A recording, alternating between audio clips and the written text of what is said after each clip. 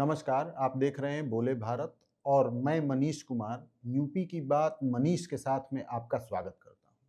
हमने इससे पहले वाले एपिसोड में बात की थी कि किस तरीके से पिछले 2 दशकों में यूपी की राजनीति 2 ही पार्टियों के बीच सिमट कर रह गई है।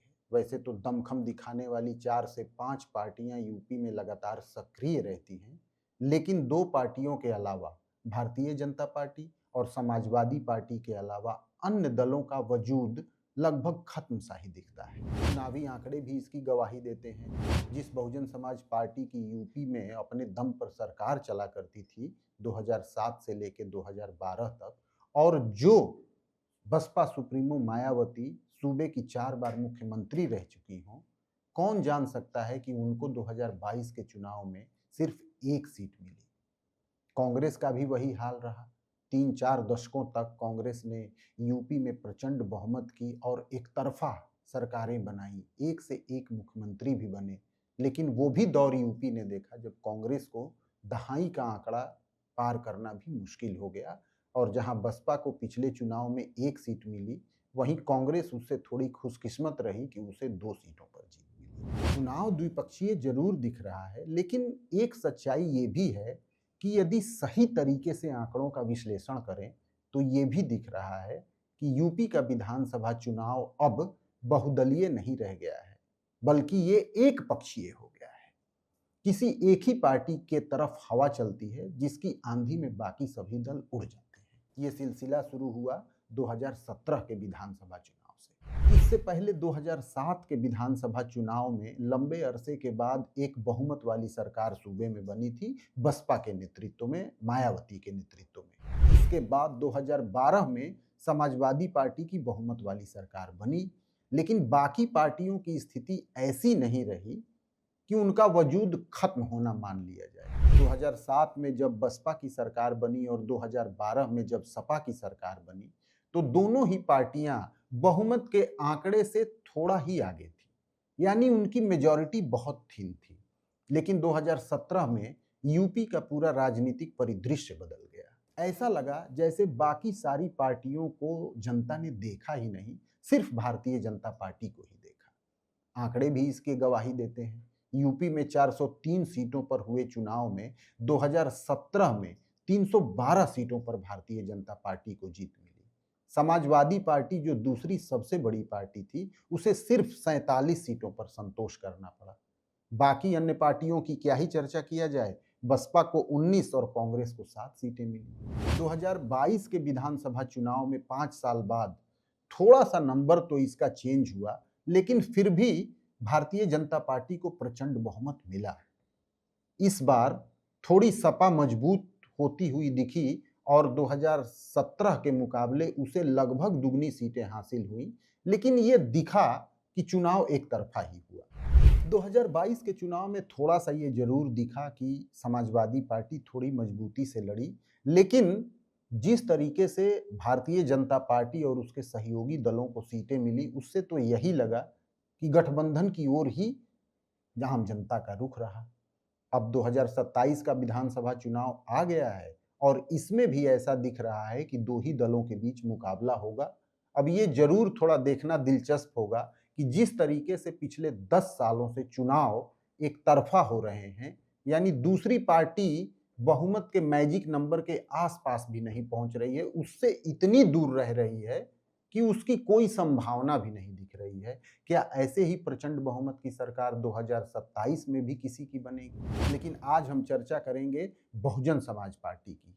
वो बहुजन समाज पार्टी जिसने 1989 से लेकर और 2007 तक का शानदार सफर तय किया यूपी में। लेकिन ऐसा लग रहा है जैसे पिछले 10 सालों में बसपा को लकवा मार गया हो। आपको पहले कुछ चुनावी आंकड़े दे देते हैं जिससे ये पता चलता है कि बहुजन समाज पार्टी की स्ट्रेंथ 1989 के बाद कैसे धीरे धीरे बढ़ती गई।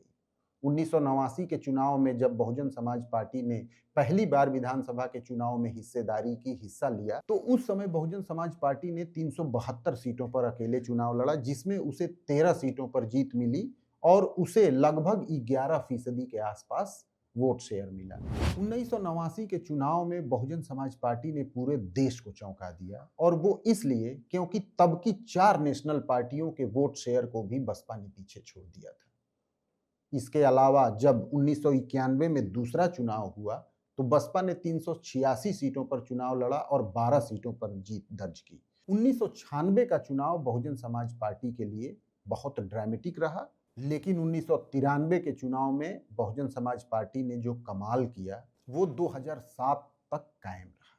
1993 के चुनाव में बसपा समाजवादी पार्टी के साथ मिलकर चुनाव लड़ी, जब नारा लगाया गया था मिले मुलायम कांसीराम, हवा में उड़ गए जय श्री राम। तब बसपा 164 सीटों पर चुनाव लड़ी थी और उसे 67 सीटों पर जीत मिली, लेकिन उसका वोट शेयर वो 29% आ पहुंचा। यानी 2 साल पहले हुए 1991 के चुनाव में जहां बसपा को 11% के आसपास वोट मिला था, 1993 में वोट शेयर 29% के आसपास पहुंच गया, यानी दूने से भी आगे। उसके बाद से आगे के किसी भी चुनाव में बसपा को पीछे मुड़कर नहीं देखना पड़ा। वो लगभग 30% के आसपास के वोट शेयर के करीब बनी रही। 2007 में चुनाव हुए और तब बहुजन समाज पार्टी की अपनी बहुमत की सरकार बनी। हालांकि इसके पहले 2007 से पहले मायावती 3 बार मुख्यमंत्री बन चुकी थी जोड़ तोड़ की सरकारों में, लेकिन उसे पूर्ण बहुमत 2007 के चुनाव में मिला, जब 403 सीटों पर लड़ते हुए बसपा ने 206 सीटों पर जीत दर्ज की और उसका वोट शेयर 31% रहा। और शायद पावर मिलने के बाद ही बसपा को जैसे घुन लग गया हो, और 2012 आते आते इस कदर बसपा और मायावती के खिलाफ लोगों में गुस्सा भर गया कि पूर्ण बहुमत की सरकार को लोगों ने उखाड़ फेंका और 2012 में समाजवादी पार्टी की सरकार पूर्ण बहुमत की बनी। तब 2012 में बसपा को सिर्फ 80 सीटों से संतोष करना पड़ा, लेकिन उसके लिए मन मजबूत करने वाली बात यह थी कि उसका इस चुनाव में भले ही उसकी सरकार चली गई हो, लेकिन उसका वोट शेयर 26% के आसपास बरकरार था, बचा हुआ था। इसके बाद से तो बसपा का लगातार ग्राफ गिरता गया और 2022 में तो ये हाल हो गया कि बहुजन समाज पार्टी ने 403 सीटों पर चुनाव लड़ा और सिर्फ एक पर उसे विजय हासिल हुई, और उसका वोट शेयर जो कभी 31-32% हुआ करता था वो 12% के आसपास आके सिमट गया। लोकसभा में बसपा को एक भी सीट नहीं मिली, राज्यसभा में उसकी एक सीट है, वो भी नवंबर में खत्म हो जाएगी।